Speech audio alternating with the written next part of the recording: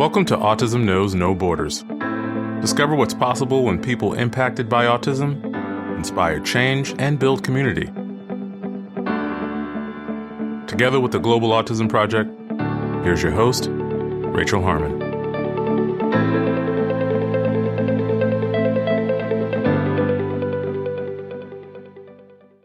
Hello, everyone. Our guest today is Lois Letchford. Originally from Australia and currently living in the U.S., Lois is the mother of 3 young men, 2 of whom are on the autism spectrum. She has also personally struggled with dyslexia her entire life. However, she now uses it to her advantage as a literary spokesperson for learners who have fallen behind in the traditional classroom. In her book, Reversed, a Memoir, Lois tells the story of her son's journey of learning to read. Through coaching and workshops at international conferences, TV appearances, and radio stations, she teaches educators and parents how to create flexible learning environments using comprehensive and innovative teaching methods. In this conversation, we discuss what dyslexia is and how it affects Lois's life, her son's autism and their interests, how one teacher's negative comment pushed her to become a reading specialist, some of the biggest mistakes educators make when teaching kids how to read, the deficit theory, her teaching philosophy called MAPS, thinking outside of the box to teach autistic children how to read, and tips to identify trauma in the learning environment. In this episode, discover what's possible when you redesign the approach. To learn more about Lois, please visit our show notes at autismknowsnoborders.com. We appreciate your time. If you enjoy this podcast and you'd like to support our mission, please take just a few seconds to share it with one person who you think will find value in it too. You can also follow us on Instagram at Autism Podcast, subscribe to our YouTube channel, Global Autism Project, and join our community on Mighty Networks at community.globalautismproject.org. And now I present you, Lois Letchford. Hi, Lois. Welcome to Autism Knows No Borders. Thanks for joining us today. Hello, Rachel. I'm delighted to be here. Thank you for having me. Could you please briefly introduce yourself? Yes, I'm Lois Letchford. I'm the author of a book, Reversed, a Memoir. I consider myself a literacy problem solver, and I was thrown into a journey, an unexpected journey that has incredible outcomes. All right, and we'll get into all of the details of your journey coming up. But first, I want to talk about your dyslexia. Now, this is an autism podcast, but there have been studies that show comorbidity or co-occurrence of autism and dyslexia. And I just want to give a kind of brief overview for our listeners who might not be familiar with what dyslexia is. So could you explain it? Dyslexia is a learning disability that varies in severity from person to person. Some are really severe, and my dyslexia only came to light at the age of 39. I went to school in the 1960s and I learned to read words, and that got me through school because as long as you can read words, people didn't care that you could or couldn't comprehend. I remember reading for me being like wading through chest-deep mud, a chore, a pain. And yet because I could read the words, no one thought anything of it. I survived school because of that, and it was only really in high school that content becomes important, and that made a huge difference to my reading and understanding and my success. But always, through all of my education, I just survived. And everyone just says, well, she's not very smart is the first thing that comes across, and you don't work hard enough is the second. If only. And they are really indications that something else is going on, but no one looks beyond, well, you're doing all right. Mm-hmm. And you're from Australia. So in the 1960s, were people talking about dyslexia in Australia? No, not at all. Okay. Not at all, but fascinating. You know, it would have been in the 1970s. There was a radio news item where it said, some people struggle with learning to read but are really smart. I remember listening to that and my ears went, maybe that's me. Not even maybe that's me, but I'm telling you this now, 50 years later, and I still remember that moment. There is something going on that clicked with me, but no one looked any further. The story gets worse than that. How did you finally learn about your diagnosis? Well, I marry very well. I married a man who was the top of the academic field. So that was huge bonus. And then we had 3 sons. The first son learns to read with ease. He speaks at the speed of light and thinks at the same rate. He drives me nuts because he's so quick at everything. And the second one belongs to another species. And he had ear infections from 8 to 18 months, and I didn't realise the implications from that.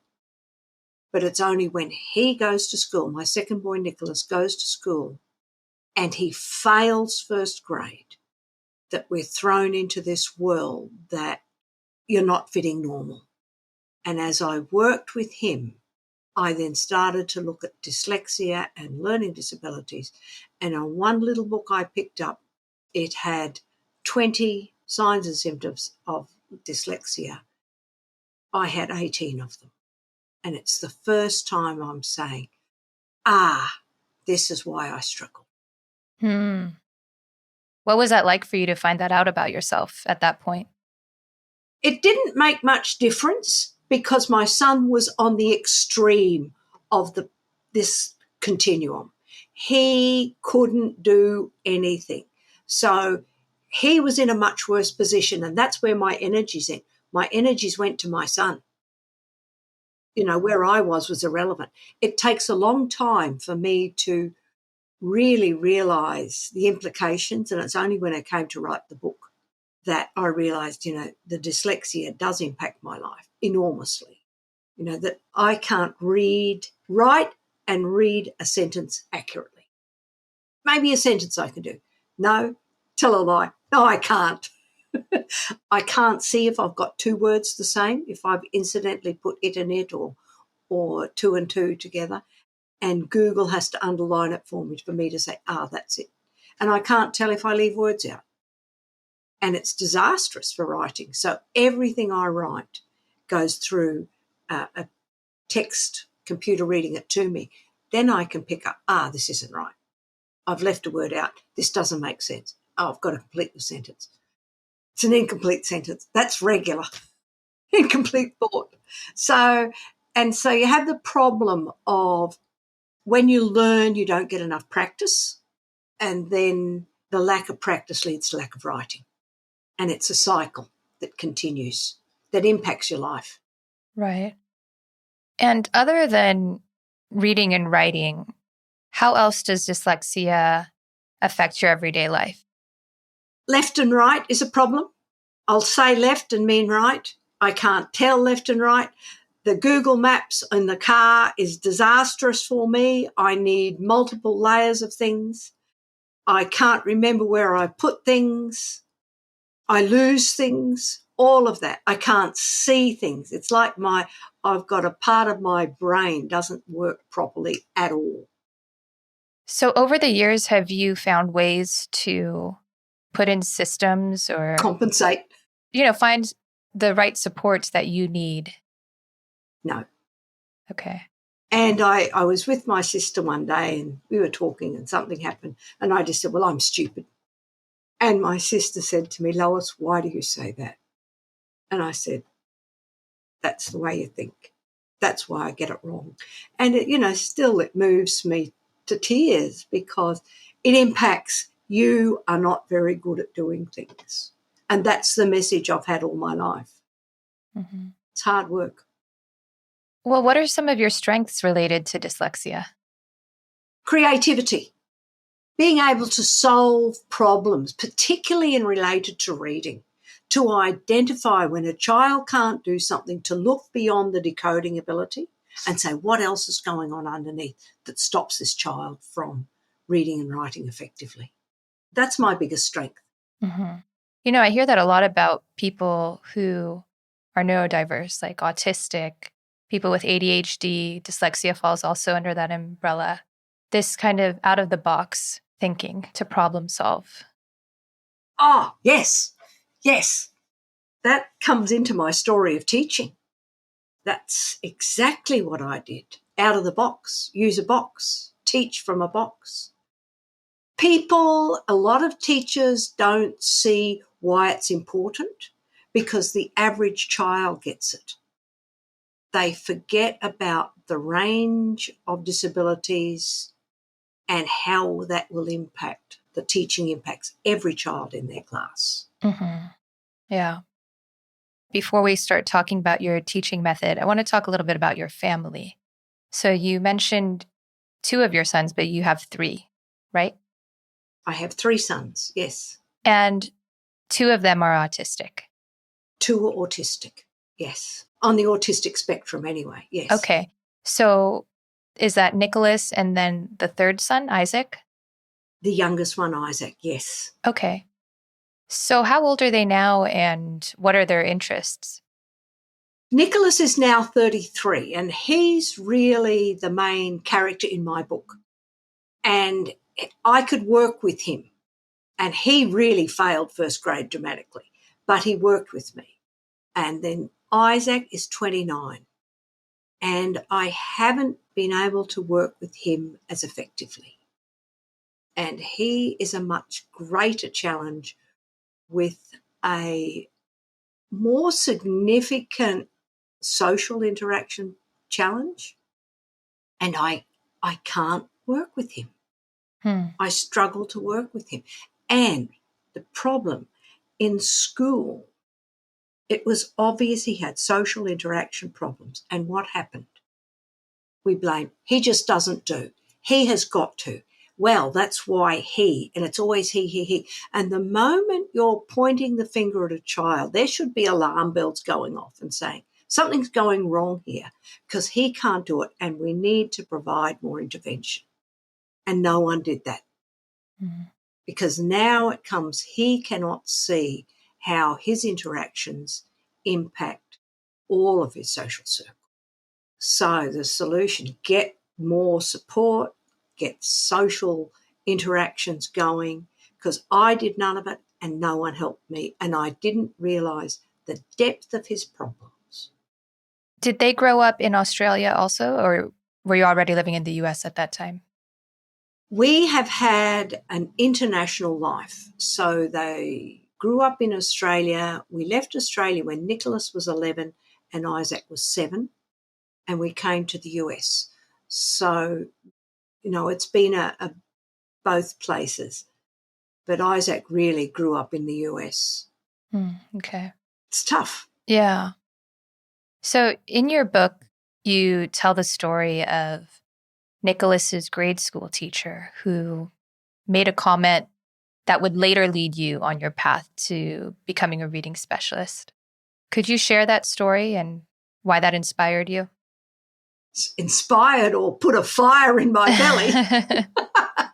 Well, Nicholas failed first grade and failed. I mean, he wet his pants, he bit his fingernails, and he stared into space every day throughout year 1. When you get tested at the end of the year, they say he can read 10 words, he's got no strength, and he's got a low IQ. That sort of diagnosis for any child is disastrous. And the chances of getting out are really slim to non-existent. As I said, my husband's a professor and he had study leave the following year, so we all went to England for 6 months. And I thought, I'm going to work with Nicholas at home. So I did. And I took a series of books called Success for All, and we failed. I failed again. I'm no better than his first grade teacher. And my mother-in-law was with me at the time, and she said to me, Lois, put away what's not working and make learning fun. What can I do? He can see patterns and he can rhyme words. What can I do with that? Well, anything's better than nothing. Write a poem for him. And I wrote one poem, and that was transformative because I'm not expecting him to do anything. He relaxed. He laughed. We found the rhyming words. We had fun that day. We did an illustration of the poem, so it's all meaningful to him.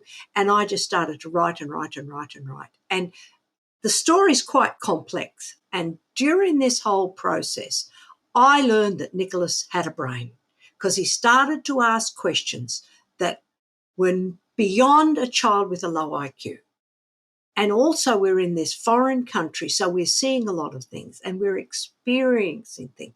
And Nicholas is excited with every piece of learning we did.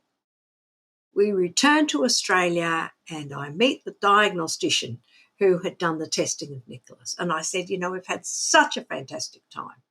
And Nicholas has asked questions I could not answer. And she stood there, put her hands on her hips and said, well, he's the worst child I've seen in 20 years of teaching. And when someone says something like that to me, I can't respond. I'm really slow. So I just went home and I thought about it and I went to a neighbour and told her.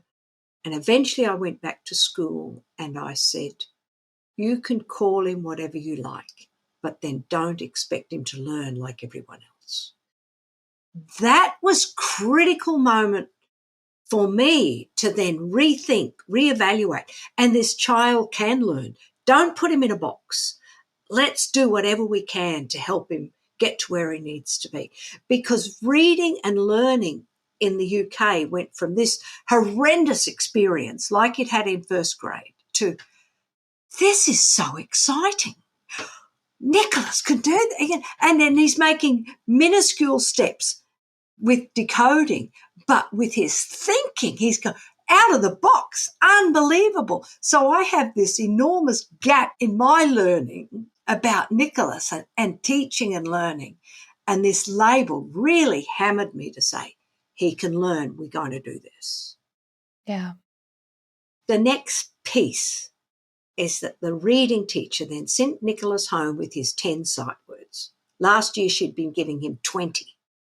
Thankfully, we're down to 10, and he knew 8 of the 10 words. He didn't know now and he didn't know saw. And now I saw that he didn't know it. So for now I said, Nicholas gets out of the car. I said, Nicholas, get out of the car now. And he did. Shut the door now. And I just kept using it in my oral language with him doing something. And then we started to blow up balloons. Blow up the balloon, not now, not now. Now. And he started to giggle. And then I'd say, stop blowing up. And he wouldn't. And he's seeing the joke of now. And that was fine. And then I gave it a break and I came to dinner time and I said, Nicholas, set the table now. And he stood there and he said, you said now. He's recognising it in oral language. That's fine. So we got now to. Then Saul came up and he read the sentences the teacher had given him. The sentence was, I saw a cat climb up a tree. And he read, I saw a cat. No. I was a cat. No. I had a cat and I asked a cat. No, he said, and he just handed me it. It took me a while to work out what was going on here. But the reality is, children on the autism spectrum see the world concretely. And in fact, there's a YouTube video of Nicholas saying, I thought every word would only have one meaning because that's logical. Why do we have words that have got multiple meanings? That's not logical. That's crazy. And in fact, what the teacher's done is the teacher has provided only the abstract meaning of the word saw. She has failed to show him how the word works.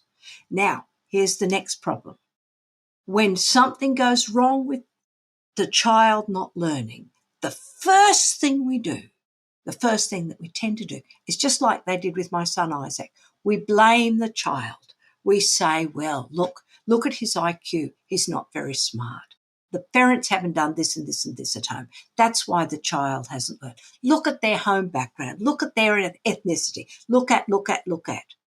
And what do we fail to do? We fail to examine the teaching and how we have taught that word. And if you look at the word saw, it isn't a really tough word in many ways because it's one that can be reversed, sort of was. But the word saw has the object of a saw. It's got meaning, the verb saw meaning to cut, and saw meaning to look is a past tense, an irregular past tense of the word to see. And then you have to go back to the child's oral language. Do they have the word saw in their oral language, or do they say, I seed it, or we looked at it, or what is in their oral language? Are we actually teaching them a new word rather than building on what they already know? It's not as simple as the child just has to learn this word. And when you look at what Nicholas said, he said, I saw a cat. And he said no, because I don't cut a cat in half. That's his thinking. I was a cat. Well, no, I've never been a cat. And the other two don't make any sense. And I taught Nicholas the word saw by looking at the photo albums we've had from what we had in Oxford and said, what did we see there? And you give the concrete meaning. Did we take a saw with us when we went to Windsor Castle and cut a brick out? No, of course we didn't. Did we take a saw to the British Museum and try and cut Captain Cook's book? No, of course we didn't. Did we saw a Gutenberg Bible? No. He's been there. He's physically experienced those places. He knows exactly what happened. So you're using a child's experience to give them comprehension of the written language. We never had a problem with saw again. And that experience has stuck with me. And so when children come to me and struggle with language, it's one of the first things I do. Not one of the first, but over time I teach them the word saw by going into the computer and saying, type in the word saw. And go to images, see what comes up. Get the image. Then look at the second meaning to cut. Get a picture again of a saw, because we don't tend to use that word as a saw a log anymore. Do you use the word I saw a log, meaning to cut? Well, I mean, how else would you say it if not I saw a log? Well, sometimes you chop it, don't you? Oh. You use an axe to chop it. I don't own a saw or an axe, so that's a bit out of my world. Exactly. And you're not uncommon, because children in the city are no longer chopping down trees or using chainsaws. Maybe they saw a limb off a tree if you have trees in your back. So your experience of using the word saw as a verb is limited. And it's an old meaning. You know, and as we said, we grew up in Australia in the 1960s. Sawing trees down was quite common, or sawing limbs down, or, you know, using a chainsaw to saw them in half. It's not a common experience for today's children.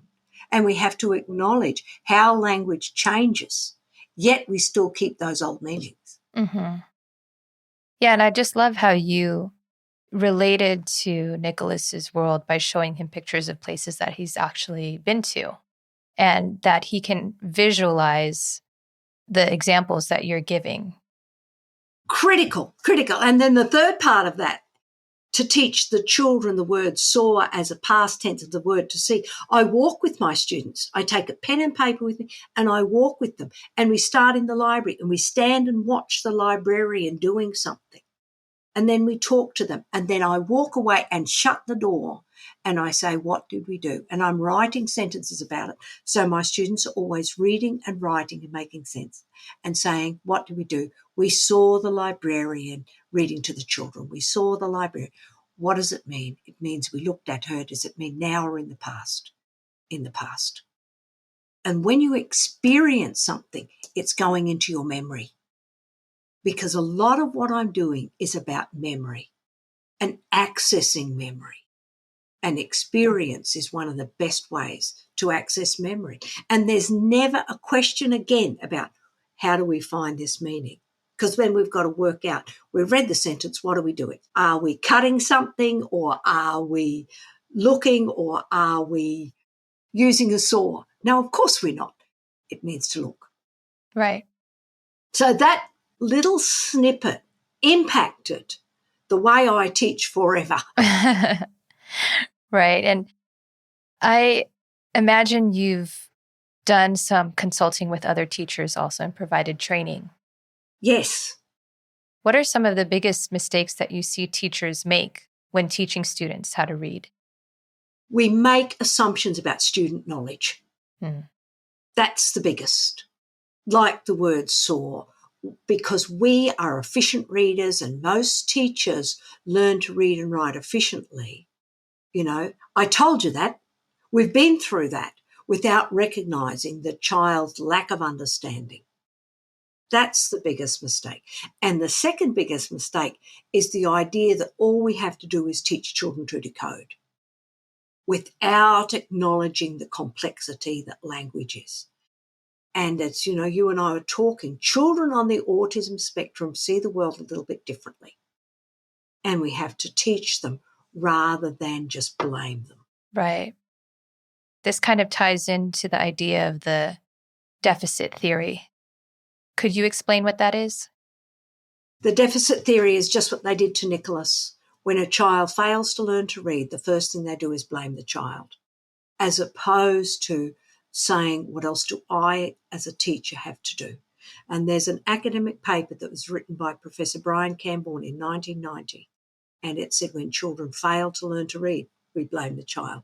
And why do children fail to gain literacy? Because the first thing is we give inadequate demonstrations of words and meaning. And that I saw a cat is an inadequate demonstration. The second is that we give adequate demonstrations, but the children fail to engage with them. Nicholas's cat climbing up a tree, he failed. It was an adequate demonstration. If you've seen and watched cats climbing up a tree, it's an inadequate demonstration if he has not engaged with it. Mm-hmm. And there's also stress on the label of the child, right? Like putting so much emphasis on their diagnosis, which is helpful in ways of finding solutions. If, you know, there are proven methods to help kids with dyslexia, for example. But I do see the harm in relating to a child by their diagnosis and how that will affect their self-esteem growing up. I have been known to say the worst thing we do is to label children. Because it's the first thing that comes up. Well, you know, they are dyslexic, they are autistic, as opposed to what else do I have to do to teach them to read? And I suppose the point of your podcast and the point of me talking is, irrespective of the label, we know we can teach children to read and write effectively. Let's do it. Sorry, not interested in the label. Okay, he might be that. And I'll take issue. We think we know that, you know, there's proven methods for dyslexia. I taught children who'd spent 4 years in this proven system and came out non-reading.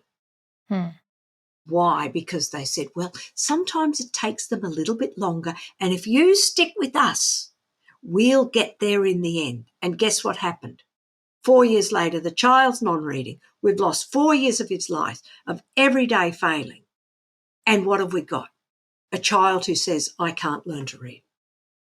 I get disappointed with our community that we so quickly jump to programs. And that's what we would have done with my son, Nicholas.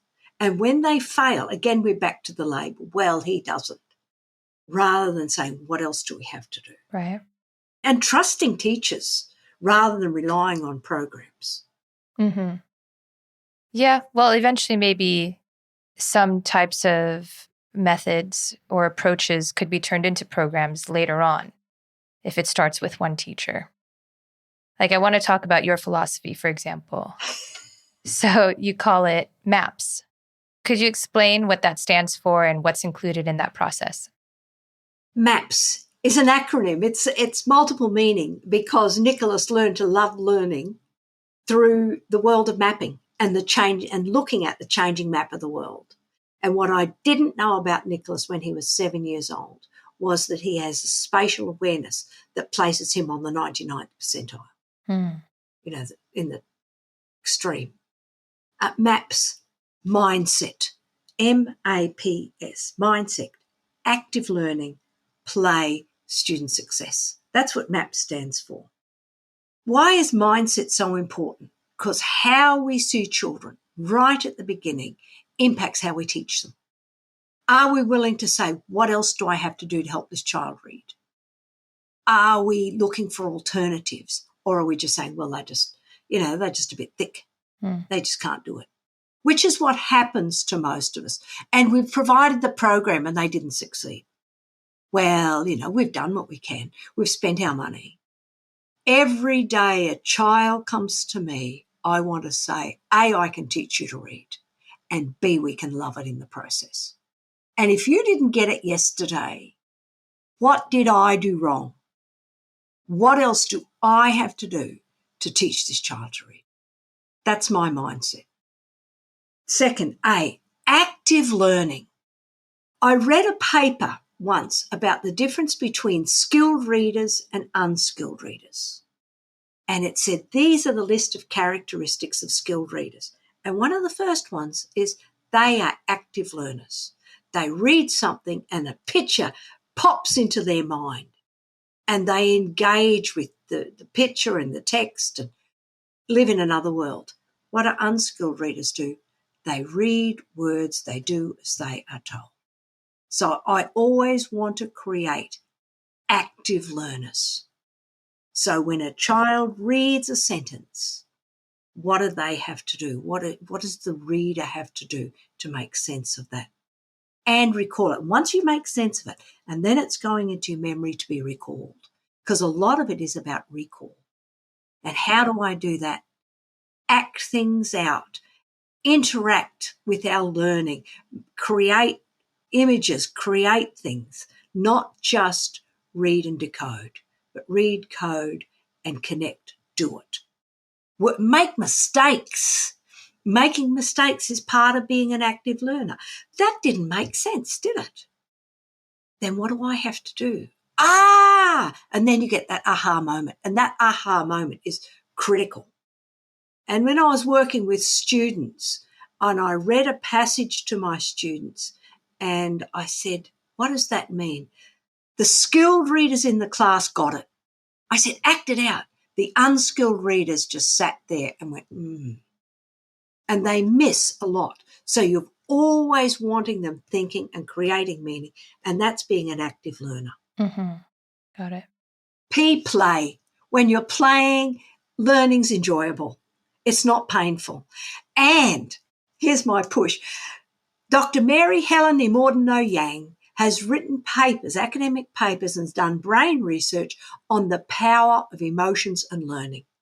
When children are happy, they're playing and they're learning, and emotions and learning are connected. And it's not an additional extra. The happy emotions are essential for connecting our memory.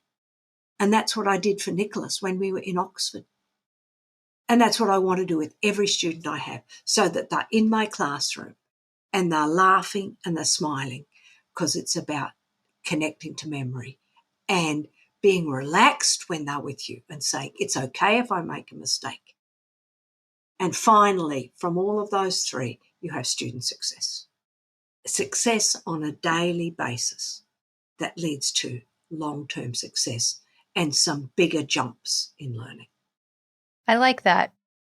Could you share a success story related to one of your students? I know you wrote some in the book. Other than Nicholas. Mm-hmm. My first student was called Christian. He was the boy who'd spent 4 years in a phonics-only reading program. I met his mother when I first moved to Lubbock, and I knew the scenario that he'd failed for so long. So I went and visited him, and I took my first lesson. My first lesson is my box lesson. There's a YouTube video of it, and it's in my book. And my box lesson is, what could be in this box, dealing with 3 words, could, should, and would, and what could be in there what should be in there and what would you like to find there. I've created active learners and you're playing. Christian got to the end of that and said, that was so funny. And then I had to do something again. And the next lesson, I thought, the next lesson's got to be just as good. What do I do? What do I do? And I had to think and think and think and read and read and read. And I thought, I've got to turn a story into a play for him. And he and his family, we read it one weekend. We had the props there. And that was the lesson that made him say, I can do it. And I want to work with this lady. I worked with him for 3 years. I taught him during the school, and he graduated high school and went on to get an honours degree in communication. Oh, yeah. 4 years later. And I talked to him, or we talked on a podcast afterwards, and he said, before I came to Lois, I thought, I can't do this. And she doesn't know what she's got in me. She doesn't know how hard this is for me. And I won't be able to do it. But I did. Mm-hmm. And he did. Once children have failed, it's a huge effort to turn them around to say, it's okay, and I'm okay with you getting things wrong, and it's okay to take you from where you are to the next step tomorrow. That boy worked with me every summer for 3 years, plus during schools, to really grow. So there's a huge cost to him. 2 hours a day, 5 days a week we worked in summer for, I'd say, 10 of the 12 weeks. Enormous effort, but it was worth it. Yeah, that's a beautiful story. And I want to touch on something you said there about him thinking that you wouldn't be able to help him because of his learning history, literally. So this kind of ties into this series that you lead, which is a 10-week lecture series titled When Learning is Trauma. Could you tell us about that? This one's tough. My son Nicholas went from the worst child I've seen in 20 years of teaching to PhD, Applied Mathematics, Oxford University. So there was a total transformation in his life. And he's been successful in school since the second and third grade, really the third grade. And I thought, everything's fine now. Nicholas got a PhD. And I said, Nick, tell me what happened in first grade. My son cried. His tongue just went round and round in his mouth. Mm. And it was like he was back in that first grade classroom, and nothing could come out of his mouth. Nothing came from his mouth. And for the first time in my life, I recognised that was a traumatic experience that I had never helped him deal with. Once he was successful, I thought it's gone, it's over, but it's not. In fact, it's so traumatic that we actually have to deal with what happened in first grade. And I met online another lady who talked about mental health and trauma and dyslexia. So between her, and her name is Lisa McCarty, she and I connected, and we did this series looking at the experiences people have had in school and how it impacts their life and how traumatic it is. That's how it came about. So we talked to other people who are dyslexic, who failed in school, and how they've coped with it, because there's higher levels of depression and anxiety and alcohol and drug abuse. And my son is one of the few who actually got out of it. And I'm just reading the book, The Body Keeps the Score. And I've just read about the impact. You actually go back to that time and you haven't moved from it. It's still a memory. And we have to move it from the memory to shift it to a different component, part of the brain, to have people deal with it. Mm-hmm. So is he getting some support now?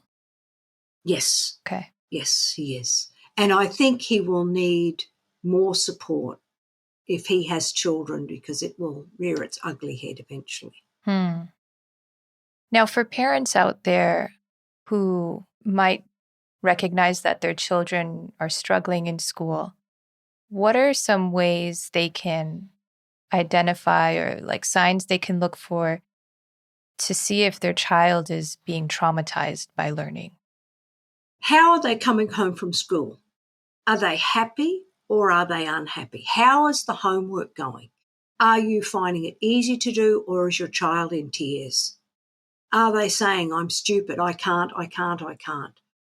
And one of the struggles I had with Nicholas in first grade is he couldn't actually say to me, Mum, the teacher shouts at me every day. I can't do the work. The children don't have the language to explain what's going on in the classroom. And the other upsetting component to me, just switching to my story for a minute, is that no teacher honestly said to me, he shouldn't be here, we should find an alternative. So look for the solution, look for alternatives. See if you can get some honest answers. I think that's close on impossible. But know that learning and pain should never go together because it's a long-term disastrous combination. Mm-hmm. Yeah, I can imagine if your child is not speaking up and the teacher isn't communicating with you, you're going to kind of have to be alert and look out for these things. But once you do become suspicious, let's say, what's the next step? Make a change. Make a change. Do something. Don't allow that child to go back into that disastrous, traumatic situation. There is trauma from going to school and failing every day. Find alternatives, seek alternatives, have children happy before we ask them to do anything else. And I feel for parents because the answers are not simple, nor are they straightforward, and you will have combinations of younger children or older siblings who will be involved, and it makes the solutions much more challenging. Reach out, find a community who can support you. And in this day and age, we have to get tested to say this, that, and the other. I think it's a disastrous route to go down, but you have no choice. But seek support, I think, is the biggest thing. Seek support.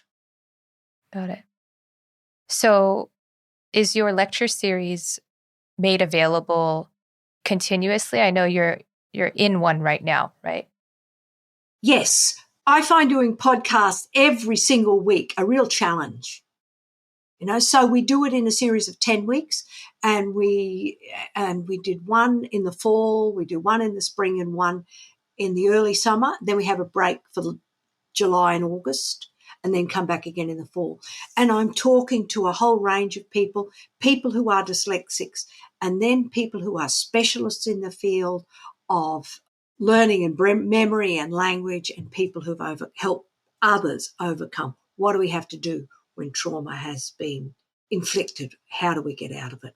And how do we stop it? Mm-hmm. So if people are interested in joining, they can find that information on your website. On my website and on my YouTube channel, yes, and you can listen to any of them. Some are absolutely heartbreaking. Heartbreaking. And then in 2 weeks' time, we talked to Dr. Mary Helen Immordino Yang, which I am over the moon about that she spoke to us. And that's fascinating, her background that led her to brain research. And, backgrounds, how you've lived and what you do impacts so much of your life. Yeah. So enjoy it. Talk to me, share with me, and when kids are traumatized, let's not just shove it under the carpet and pretend it didn't happen, which is what I did. Mm-hmm. Well, hopefully we're seeing a change in that universally, with people being more aware of mental health issues in general, like people being more willing to seek support. Like therapy isn't just for people who are chronically depressed, that maybe if people want to learn more about themselves or, have some kind of maintenance plan of wellness check-ins. What I mean is more people are talking about it now. Yes. And I think having that awareness and removing that stigma might help parents kind of recognize when it's happening in their own home. A big deal about what we talk about on When Learning is Trauma is the big T and the little t. The big T's are obvious. your kid's been diagnosed with cancer, you're in a major car accident, huge death in the family, something that homelessness, all of those things are considered big T's. We have ignored the little T's. And the problem with the little T's is they happen on a daily basis and go unrecognised. The teacher shouting at you in class, the total humiliation in class. My son Nicholas was isolated in the lunchroom every single day for 2 years. No one sat with him. That social isolation is as bad as physical punishment. When children are in tears over their homework every night, no learning, no positive learning is happening. In fact, you're inflicting trauma on that child. Don't do it. It's not worth it. Look for alternatives and go and say, we spent 4 hours on our homework last night. That is too much for an 8 or 9 or 10-year-old child. I'm never doing that again. Apologise to the child and say, we're going to find a way around this. This isn't working.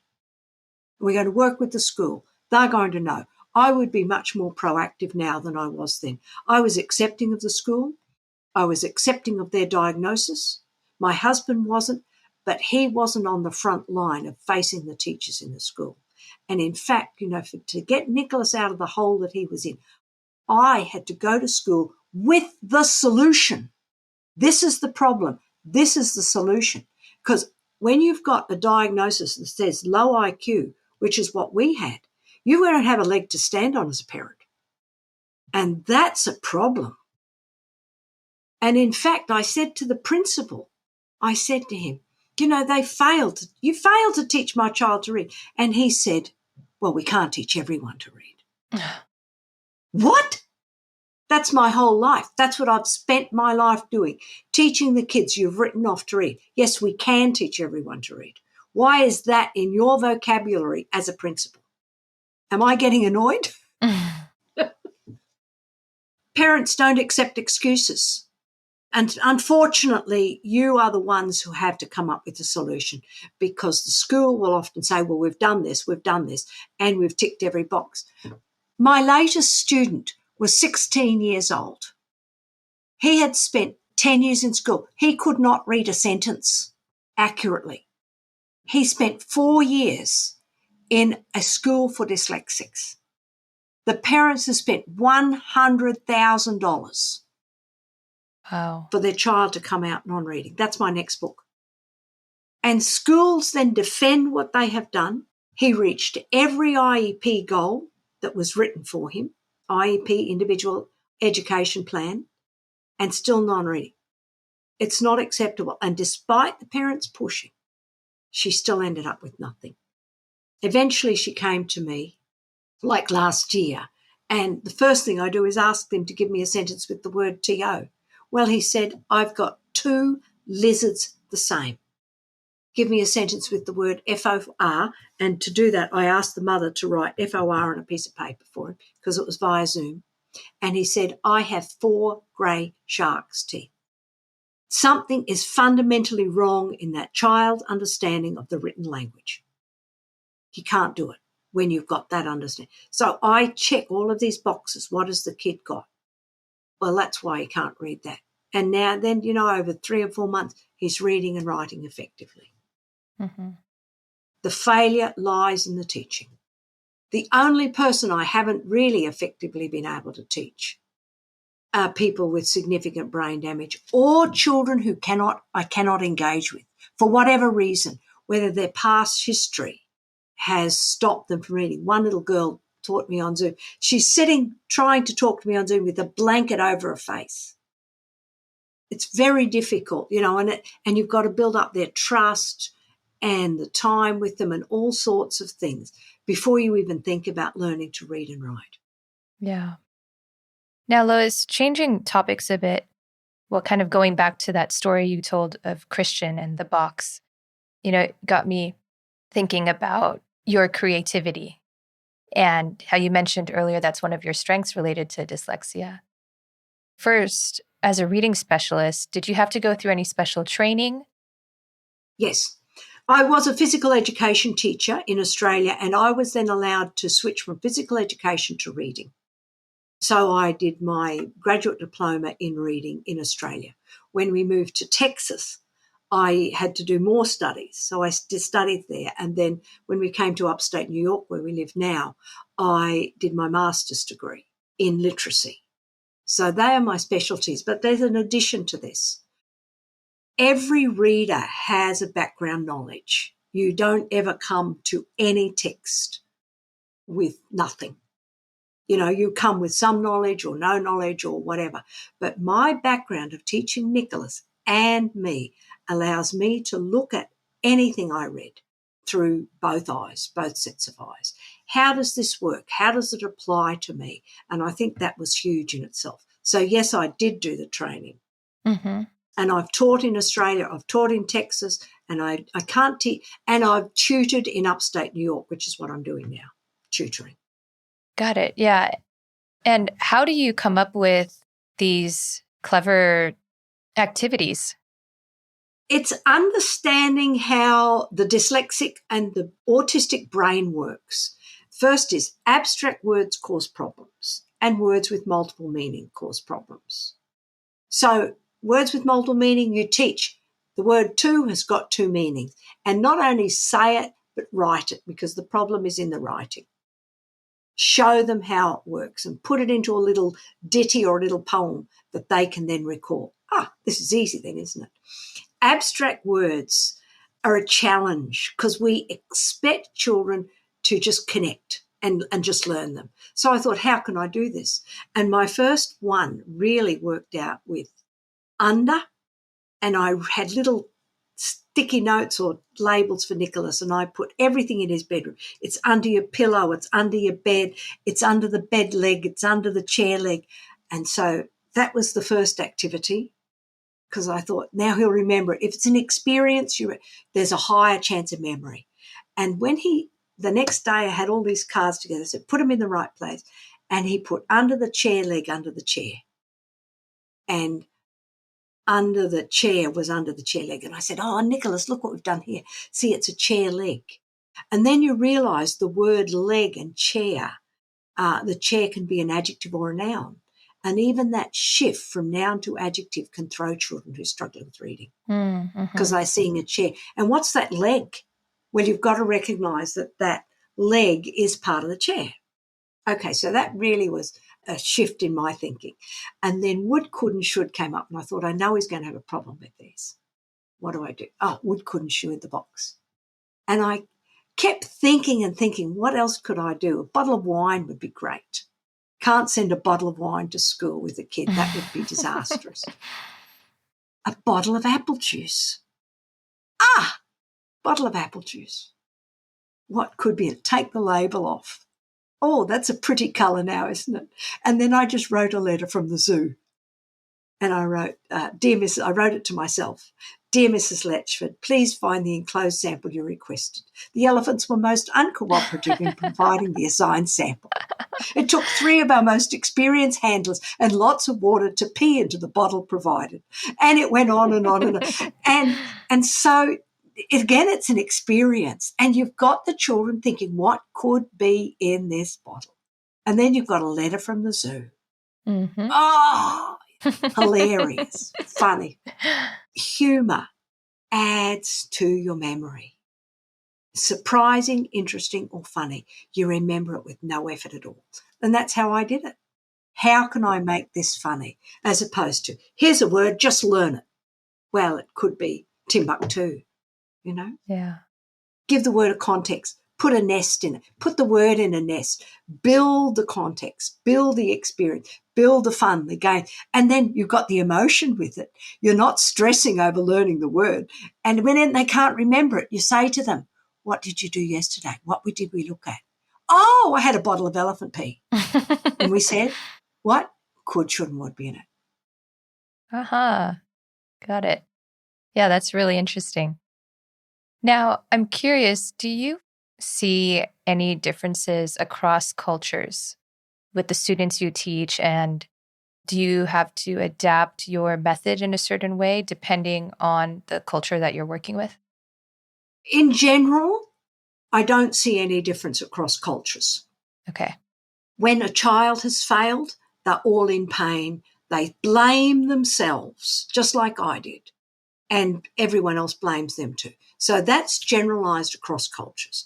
The thing I have to change is my accent and how I say words. And the difference is what sounds trip children up in different places, depending on their oral language. Mm-hmm. That's the biggest difference. You know, in Texas, it's pin and pen are actually the same words. In Australia, it's the A and the U that are similar. Mm-hmm. Cup and cap are similar. But pin and pen. And when you say words that end in "ah," like saw, you add a little kind of R sound to it. Yes. I change my accent to the child that I'm teaching, so I'm using their language so they understand me. And we can then discuss how I say it, how they say it, and what's the difference. But when we write it, it's all the same. Mm-hmm. Yeah, that makes sense. Well, do you collaborate with any speech therapists? Is that in your work also? It should be, Mm-hmm. because my work overlaps with the speech therapy, highly overlaps with speech. I haven't done it here. I did it when I was teaching in Tasmania. Huge overlap between speech therapy and children who are struggling and literacy. Yeah. Well, that 16-year-old boy, I mean, for any of the kids that you work with who now can read and write, have this whole world open to them. And this may be an obvious question, but could you talk a little bit about why it's so important for a person living right now in this society, this age, to be able to read and write? Well, we think technology can do a lot for us in that you can listen to things. But if you can't do it by yourself, every day you go to school, failing is the first thing. Every day you have failed. That is disastrous in itself. And it impacts your motivation. It impacts what you think of yourself and what you're capable of. That's the first reason why it's so important. And the second is your world just shrinks. It shrinks to, a person in the Middle Ages and who you can talk to. And that lack of growth is also disastrous. But a lot, comes back to how you see yourself as someone who can't do the fundamental things that everyone else can do. And you grow up with, I'm flawed, I'm not good enough. Mm. And it takes a huge effort to get outside of that box. And we haven't even talked about, what happens to the brain. And then I think of, my son, Nicholas. Nicholas at 6 and 7 looked dumb and sounded the same. 20-something years later, that child has a PhD in applied mathematics. That's the quality of brain that we have left behind.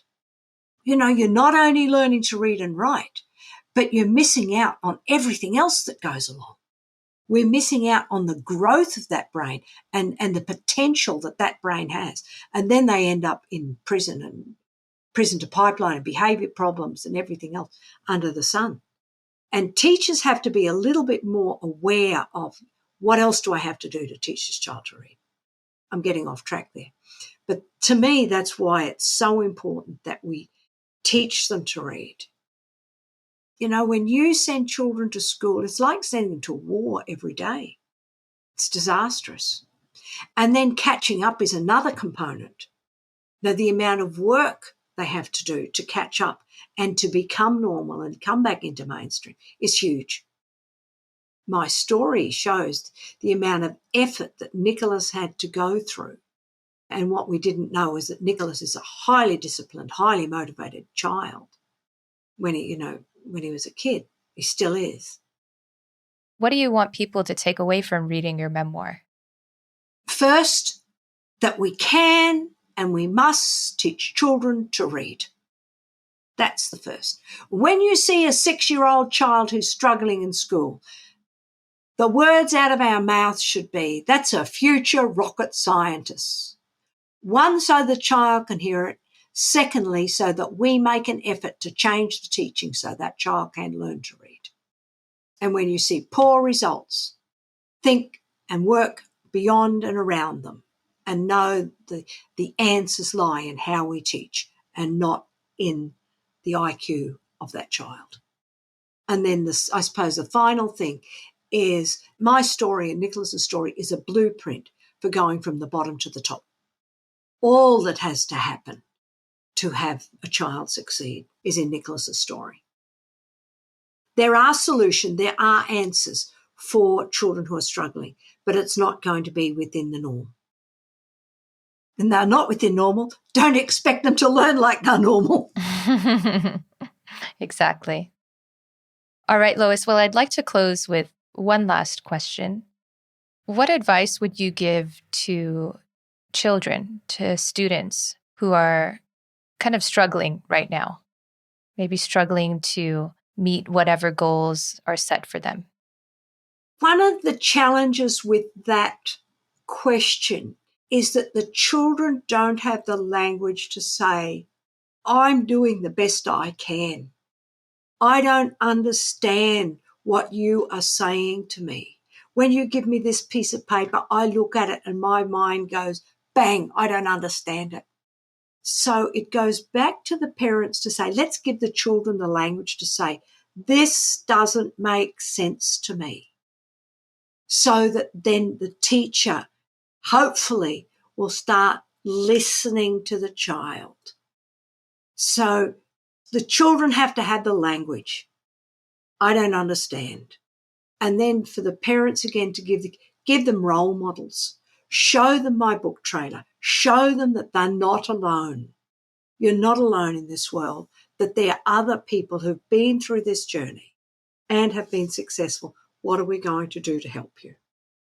Again, although we want the children to do these things, I think it's very hard for them when they don't have the language to say, I can't. I'm working as hard as I can. And then we have to get teachers to listen to that and take it on board and be more inclusive in the classroom, because there are activities that are more inclusive and there are some that are exclusive.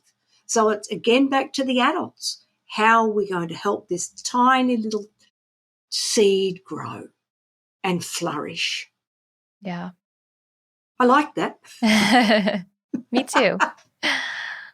Well, Lois, thank you so much for sharing your story with us and your tips and your expertise. I think this is going to be a really important episode for our professionals and our parents out there. Rachel, thank you for having me. Thank you for letting me talk from my heart. You know, I just keep thinking of what could have happened. What if for my Nicholas? He was extremely privileged to be in the position he was when he was, and it transformed his life.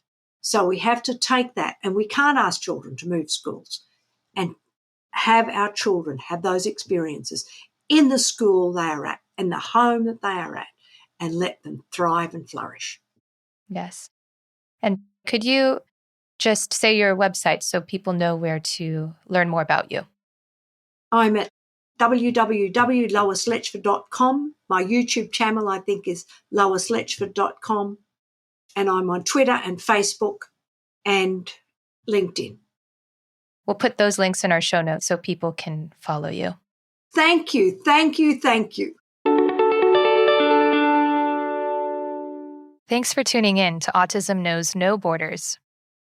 Lois's message is a good reminder for educators and other professionals to re-examine their methods when a child is not grasping a particular concept. Enjoying the classroom and feeling confident can open the doors to a whole new world of learning. Like Lois, are you a professional seeking to hear directly from autistic voices and improve your practice? Are you a family member hoping to support and empower your loved one? Are you a self-advocate willing to share your story and educate others? Whatever your role related to autism is, you can join our online global autism community to connect and collaborate with people all over the world. Sign up today at community.globalautismproject.org. Let's work together to transform how the world relates to autism. Thanks for listening. Take care. Tune in each week for engaging conversations of how people across the globe are inspiring change and building community. You've been listening to Autism Knows No Borders, brought to you by the Global Autism Project. You can find Rachel's notes for this episode and learn more about today's guests at autismknowsnoborders.com. If you enjoyed this episode, please subscribe to the show on iTunes or wherever you get your podcasts. By doing so, you'll be helping us increase awareness and acceptance of autism around the world.